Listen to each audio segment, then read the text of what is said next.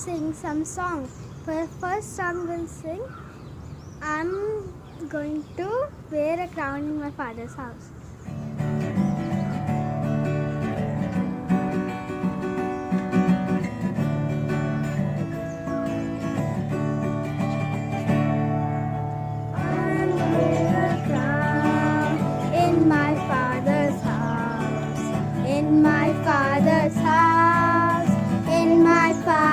House, I'm gonna wear a crown in my father's house. There is joy, joy, joy. Jesus is the way to my father's house, to my father's house, to my father's house. Jesus is the way to my father's house. With the joy, joy, joy. Do you come with me to my father's house, to my father's house, to my father's house? Will you come with me to my father's house? With this joy, joy, joy.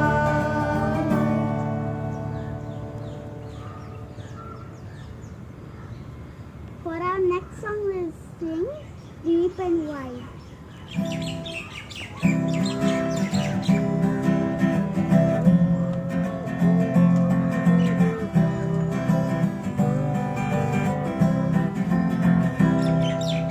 Deep and wide, deep and wide, there's a fountain flowing deep and wide.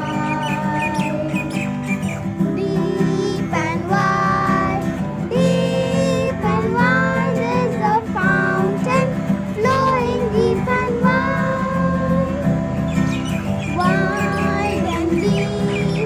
Wide and deep, there's a fountain flowing wide and deep.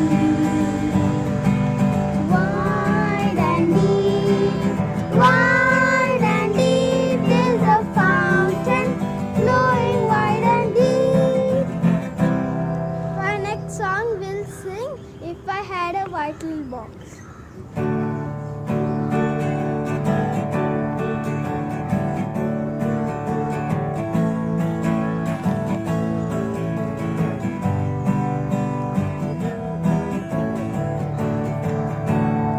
If I had a white little box, I put Jesus in.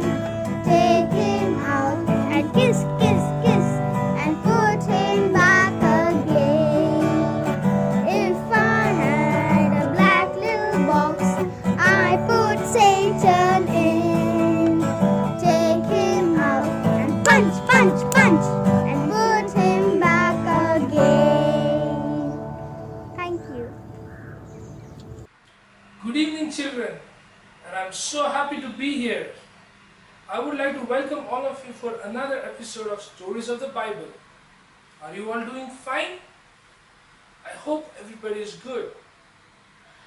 Do you remember the story that we heard last week? Yeah, the story about my red shoes, ha ha ha ha. Hey kids, what's up? I was waiting for my introduction, but you were taking so long. Oh, come on. Anyways, how is everybody at home fit? Oh, all are good, but I've been having trouble.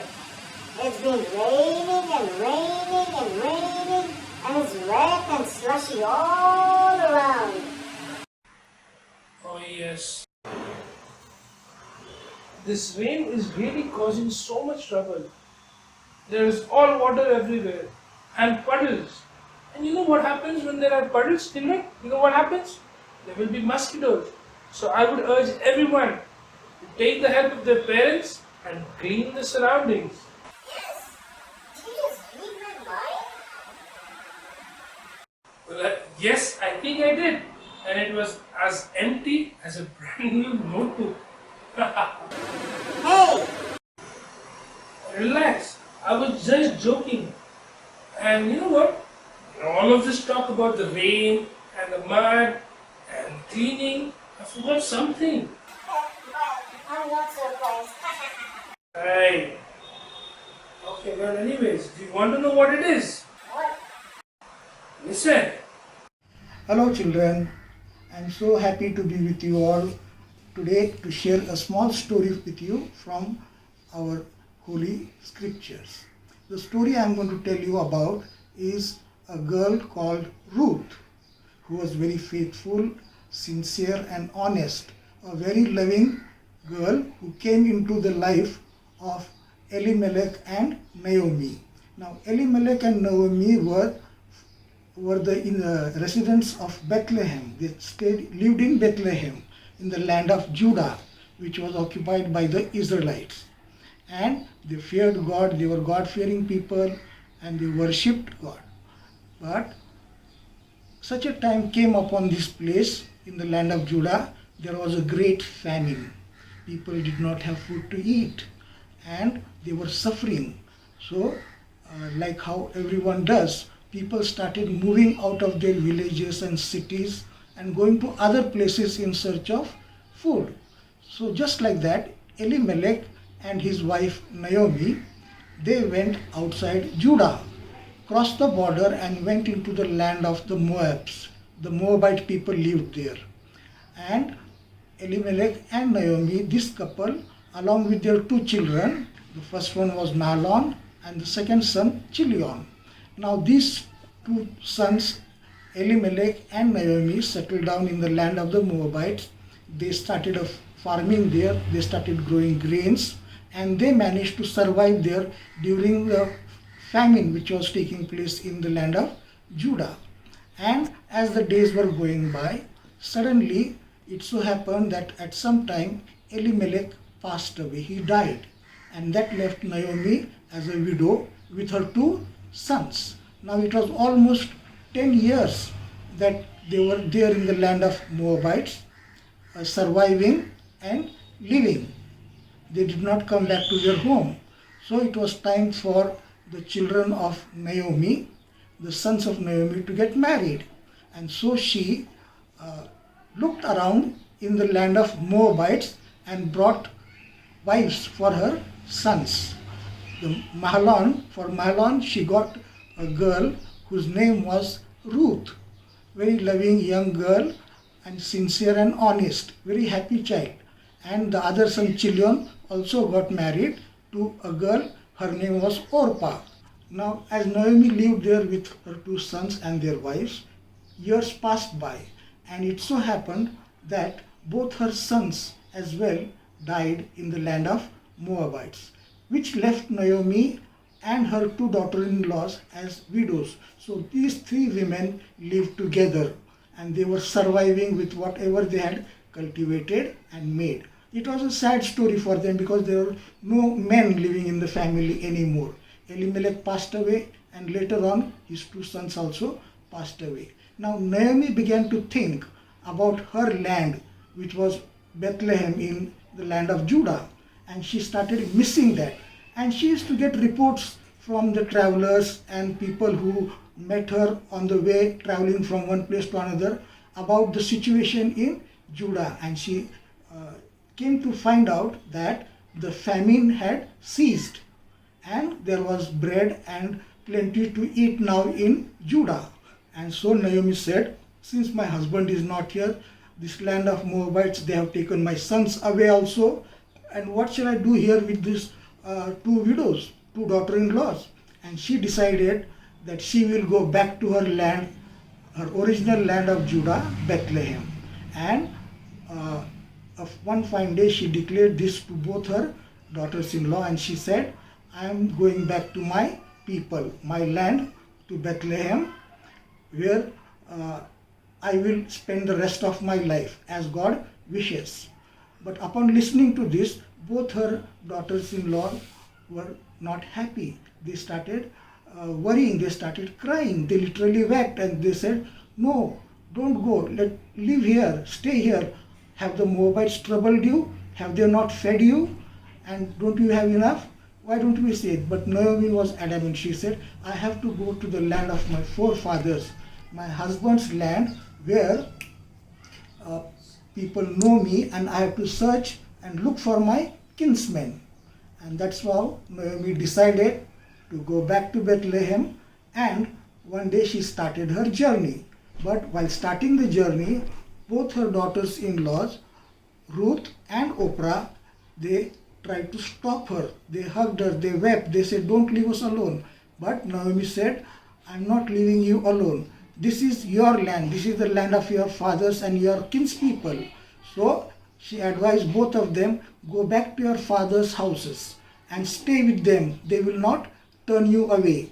Be happy with them, because I don't know what my future is. I am going back to the land of my husband. So, and that land is not yours. You won't have any kinsmen there. And I don't know how the people of Judah will accept the Moabites, who were the enemies of the land of Israel, the children of Israel. So she had all these doubts in her mind. But children, we should remember that when Naomi was having all these doubts and feelings about taking the daughters-in-law into the land of Israel, the land of Judah, God was having other plans for Naomi and her daughters-in-law in his great plan. And that is what we are going to see in this story, how Lord works out his plans in our lives. So Naomi was wanting to say goodbye to her two daughters-in-laws and leave, and she wanted to start the journey. Oprah, one of the daughters-in-law, at last gave in, and she said, she came, she kissed Naomi, hugged Naomi goodbye, and then she went on her way to her father's house. And as Naomi started, right in front of her she saw that only Oprah has gone, but Ruth is still standing there. And when she saw Ruth, she came to know that Ruth was very steadfast. She did not want to give up. She wanted to be with Naomi. And then she told Naomi, don't force me to go back to my parents. Now you are my family. Wherever you go, I will go. Whatever people you have, they will become my people. Your land will be my land. And then she said one great statement which we all remember. She said, your God will be my God. And then at the end she said, Naomi, mother, don't leave me, because where you die, so will I die. So much was the commitment and sincerity of Ruth to her old mother-in-law, who was alone going to go back to the land of Judah. All these things melted the heart of Naomi, and she allowed Ruth to travel with her and come back to the land of Judah. After traveling back, they reached the land of Judah and the Bethlehem and the city. And as they entered the city, there were people watching them, and many of them looked with surprise. And they said, hey, look, is that Naomi, the wife of Elimelech, who had gone to the land of Moabites? Looks like she has returned. And the news spread everywhere that she has returned. Naomi and Ruth went to the place where they had lived earlier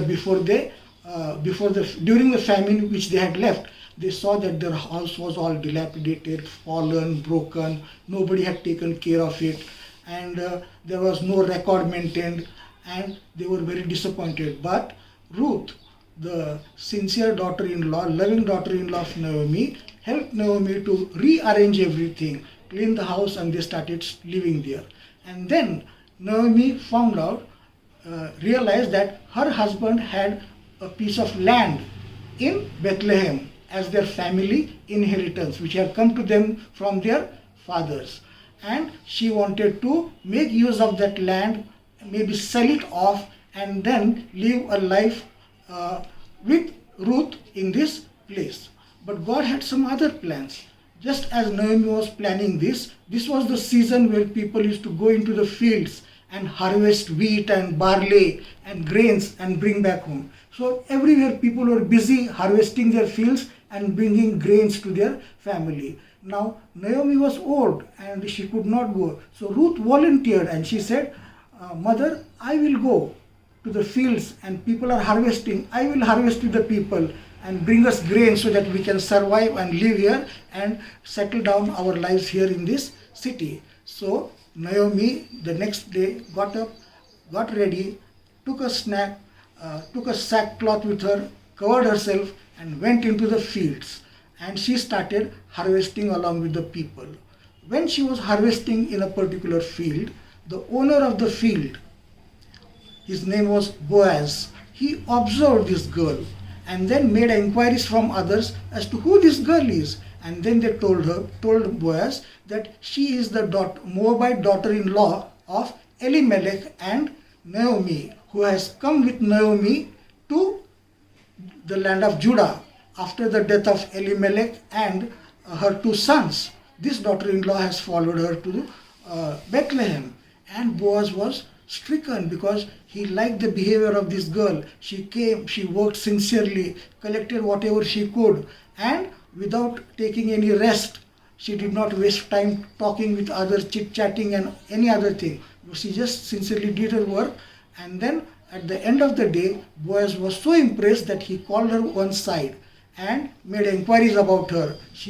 And then she told him about Naomi and how they lived in Moab. And then they have come back. And now she is trying to settle down here with her mother-in-law and working here. Boaz was so impressed, and then he told Ruth that, Ruth, give my wishes to Naomi and tell her that you have worked in the field of Boaz, because I am a kinsman of Elimelech.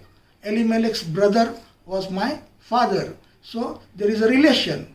And Ruth came back home that day and told Naomi all that had happened, because when she came back, Boaz had given her enough grain for all the grain she had harvested that day, enough share. So she brought up. Naomi was happy, and they both praised the God. Thank God. And then they saw that the life was taking a different turn. And then after 2 or 3 days, Naomi went to the elders of the village and told her that my husband's land is here and I would like to sell that. But according to the tradition, that land could be sold. First priority was given to people who are their relatives, kinsmen, not a total outsider person. So Boaz was one of the kinsmen. So Boaz also had the right to purchase this land. Now when they purchase the land, it is not only the land that is purchased, but also the people who are dependent on that land. For example, here the person who purchased the land will have to take care of Naomi and Ruth and the family, their upkeep, house and everything. So one of the relatives was much more closer to Naomi and Ruth than Boaz. So Boaz said, first give chance to that person to come and claim the land. Let him purchase. If he agrees, okay. If not, I will surely purchase that land and take care of Naomi and Ruth. And so the next day, elders called both the relatives. The first relative rejected. He said, I will only buy the land but not take care of the people. Then Boaz interfered and he said, if that is the case, I will hereby buy the land and also take care of these people, because I have seen that Naomi was a very close kinsman to me, and I have seen Ruth, how sincere she is. Though she has come here alone with her mother-in-law, she has taken care of her in this old age, and he liked the character of Ruth. So Boaz agreed to purchase the land, and he did purchase the land. And along with the purchase of the land, Boaz married Ruth, and they lived a happy life. Naomi was satisfied, happy that she was in amongst her own kinsmen and relatives and people. Boaz was happy that God had directed him to make the right decision. This is how Ruth's sincerity and loving care of her mother-in-law was blessed by God, and Ruth became the wife of Boaz, and they settled a family, and they had born a son from Ruth. So Boaz and Ruth gave birth to a beautiful son, a nice child blessed by God. His name was Obed. And now, to cut the story short, children, let me tell you that Obed was the father of Jesse. Jesse, the great man who was the father of King David. And it was in the years to come that Christ Jesus was born into this family. So we see how when man is planning and doing his activities and things on earth, God is planning his ways. So God has a plan for each of our lives. This is how Elimelech and Naomi left Bethlehem, went to Moabites, came back. They were all three widows, and how God interfered into their lives and brought his plan to a success. Ruth never dreamt that she would be the kinsman of Jesus Christ, the Savior who was going to be born into this world. But this is how the things turned out. I hope you all like the story. You can find it and read the details in the Old Testament book of Ruth, chapter 1, 2 and 3. God bless you all as you remember him, worship him and sing song. Thank you. God bless you. Wow, nice story. I was thinking it would be boring when you said listen, but I'm so happy and grateful. Uncle Vaidande, thank you for that lovely story. Oh yes, it was wonderful indeed. And you know what, Pipet? Do you remember the memory text for last week? Yeah, Proverbs 4 verses 23, and it says, above all, guard your heart for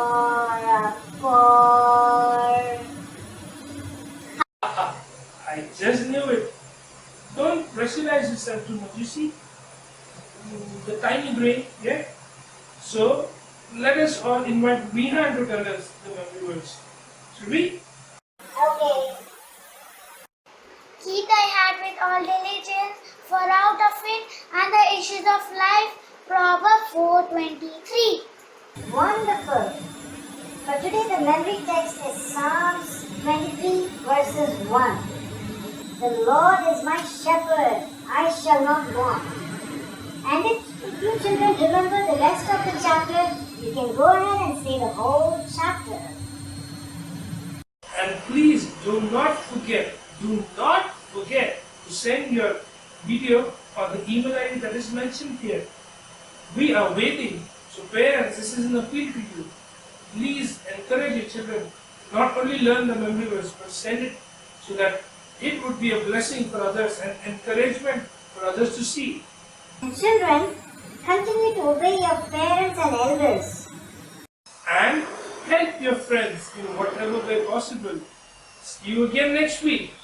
Wait for the story. It's going to be an amazing story as well. So till then, bye-bye. Bye.